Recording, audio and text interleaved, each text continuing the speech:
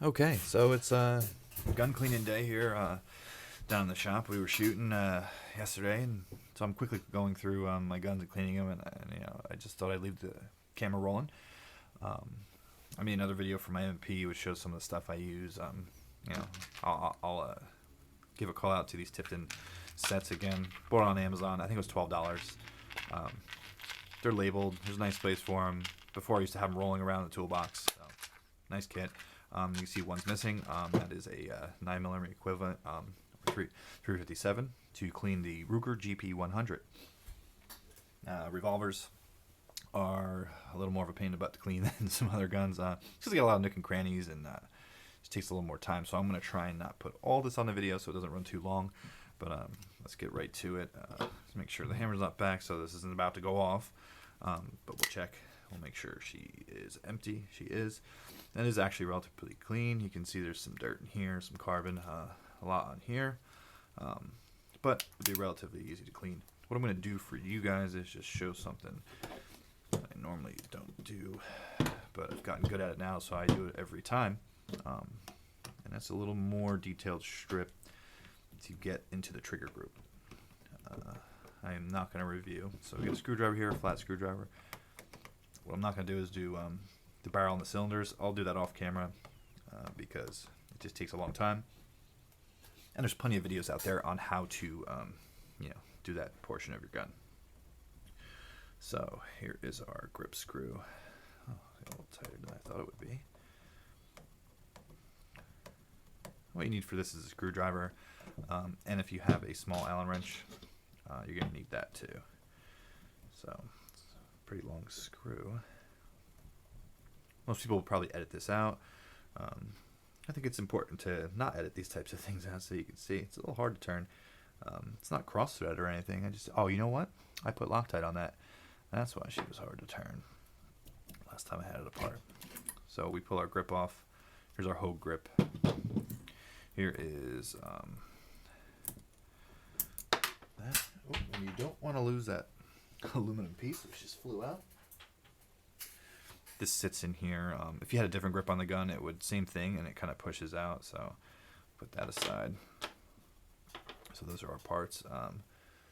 And now we can begin. Oh, I want to show you the new purchase. Bought this at Walmart. It's the magnetic tray.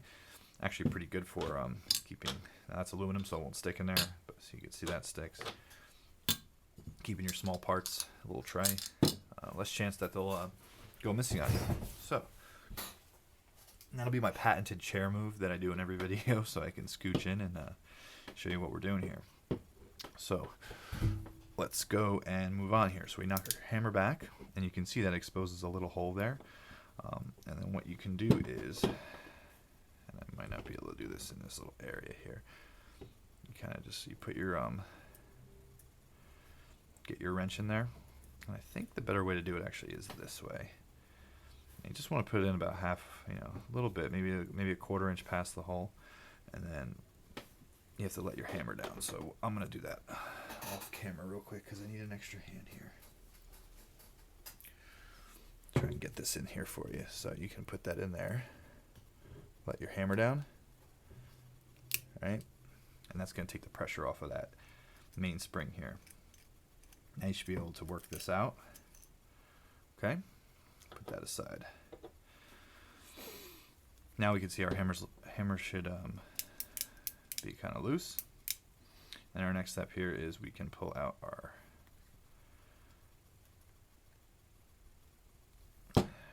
pin for our hammer.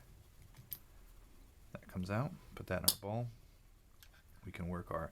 Now this is tricky, something to get in and out. What you can do is just work it back and kind of pull up on it a little bit. And then you're going to feel a spot where it should come out.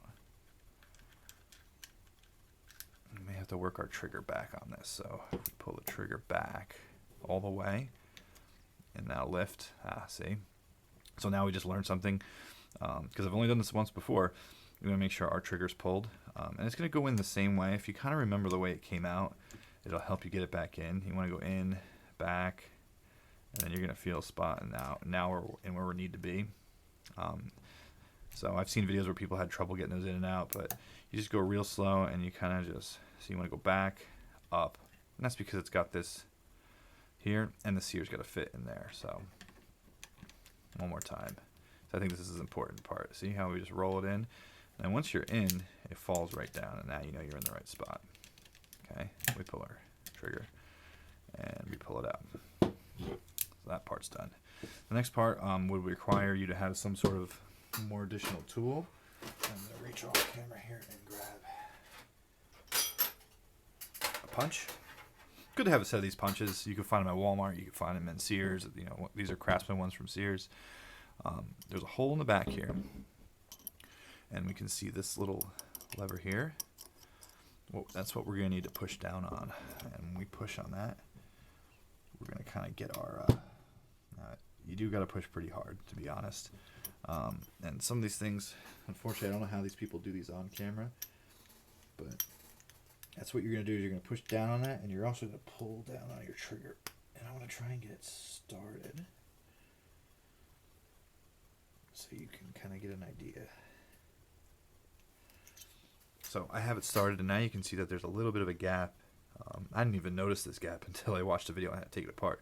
What's going to happen is our trigger assembly is going to come out of here. Now that I have it started, I should be able to push on it a little more. Okay, now you can see it's moved even a little further. Now we should be able to pull that right out. See that? Okay, so the one important thing I did, you know, we can see it's still very, very clean in here. I did shoot about 200 rounds through this gun, and you can see it's well oiled and very, very clean. And you know what? I'm not actually even going to touch it because by my standards, it actually looks pretty good. So one thing you should know about this when you have this, nothing will fall apart in here, provided you don't touch the trigger. Now, if you lift the trigger just a little bit, this rod here, which this is a safety that goes over your firing pin. I don't remember the name of it, but that will fall out very easily if you pull the trigger. Once that falls out, many other items do. So you know what? I don't even mess with it. Keep my finger off the trigger. Wipe everything down. You know, brush it. I hit it with the Remington action cleaner here. Get all the gunk out. Re-oil it. Put a few drops of oil in the spots that are rubbing against other metal parts, and kind of liberally just hit everything. I'll spray it, and that's that. So we'll show you how this goes back in. You can see it's got a notch here. You want to get that kind of in the gun first. You want to make sure this lever too is up. That lever is going to go up and be kind of ride right along this back area here. Let's see if we can point here. That's where it rides because it actually tries to block the firing pin. So we put this back in, and I was actually putting it in backwards before, so here's our proper orientation. This should be up, and you're going to slide that in there, and we want to make sure this goes up in there like that. So now we're in the right spot. What we got to do now here is this pin again is in our way. So if you put some pressure down, and you kind of work this. Oh, see, so that we got it started, and then we work it down, and you can see it pop back up on me. So we push there, and we just push it a little harder. Oh. This is why I plan on not editing these videos, because everyone else would get to this point and they would cut, and then they would say, "Oh, it's done," and you don't realize that it actually takes a little bit of practice and a little bit of work to get this done. I'm gonna pull it off camera just for a second, which might be the equivalent to editing. But sometimes you can use your leg, or if you get a nice beer belly, use your beer belly for a little bit of leverage.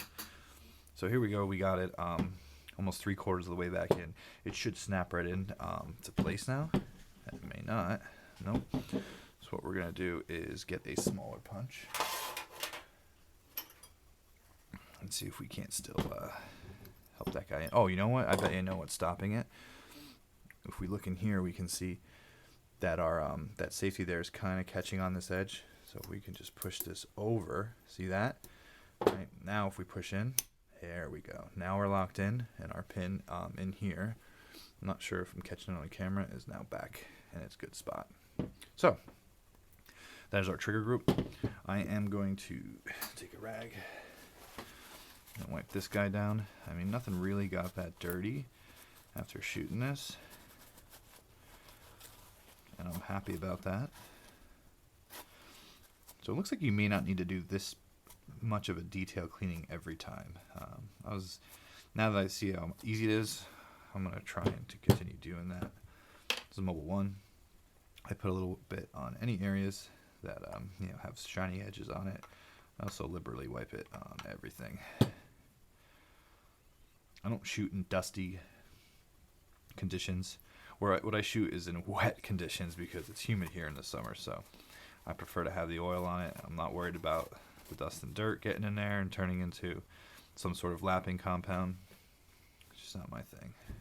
So we're going to put our hammer back in just as we instructed before. Hold the trigger down. And remember, we got to get it like kind of around these edges, so we kind of just put it in and work our way here. All right, back, forward, now we're in. We're in the right spot. Our hole's lined up for our pin. We can find our pin here. Only put this in one way. And we sort of wiggle this guy around a little bit. And it appears to be in the right position. Don't know why exactly it's not going in just yet. Let's pull this here and make sure our hammer's all the way up. This should have been a little easier. I don't really want to beat on it. That looks perfect there. See all the stuff you learn, I guess, as you go along. And all the people that make videos do these videos and say and show how it's easy as 1, 2, 3. And it may be once you get good at it. There we go. So now we're in. Now our hammer should be fine. We should be able to hear the cock. Yep, it cocks. We hear the cylinder move, so that's all pretty good. So now we put our hammer back down, and we're going to put in so I got pretty oily fingers, so I'm just kind of re-lube this up a little bit. Now we're going to put this back in. This really can only go in one way. This is going to push up on the bottom of the hammer, and we're going to lay it in there. So we lay it in there. You can actually see, if you have one of these guns, you'll see that it fits right in there like that. We're going to push our hammer back. We're going to pull our pin out here, or our Allen wrench that we were using as a pin, and we're going to pull that forward. This looks like it's in the right position. Now, put our grip back together. That was this aluminum pin. Still got my oily fingers, so I just wipe a little oil on everything.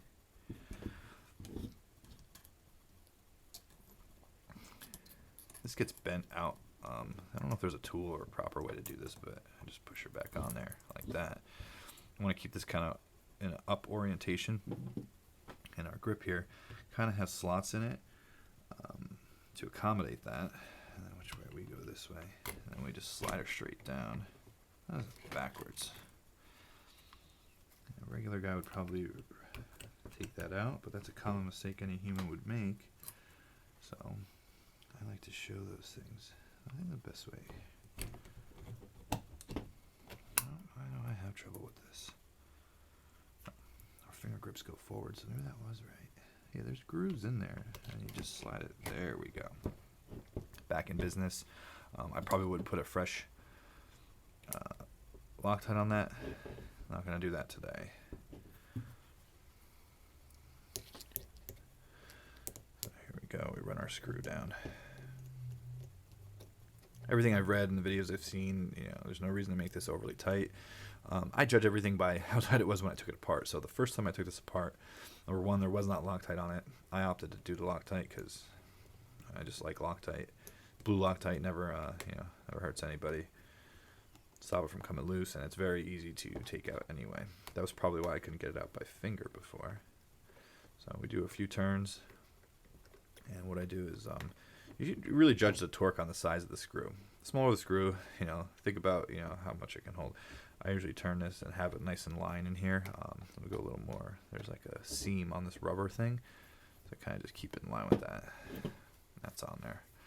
Do a quick function check so we can see that it's still turning properly. We can do our dual action, make sure she fires. Yep. Single action, fires. Easy as that. So I'm going to take the time now and clean down the rest of the gun. Basically all I'm going to do is what I've done in previous videos, run the bore snake through it a few times, a couple patches through it. I stick to pretty much only using the bore snake on this, and then maybe 1 or 2 patches, because you do have to do it from the breech, from the crown, which I prefer not to do. So maybe one day I'll get one of those Otis cleaning kits so I can always clean it in this direction, but I just try to be very careful not to damage the crown. Also spend some time brushing out this area here and making sure that that's clean. And then when I'm all done, same thing I do with every gun, spray it down with rem oil, wipe off the excess, and this gun will be clean. So thanks for watching. I try to make this one shorter than my other videos, but they seem to always be long, probably because I talk too much. Thanks again. Bye.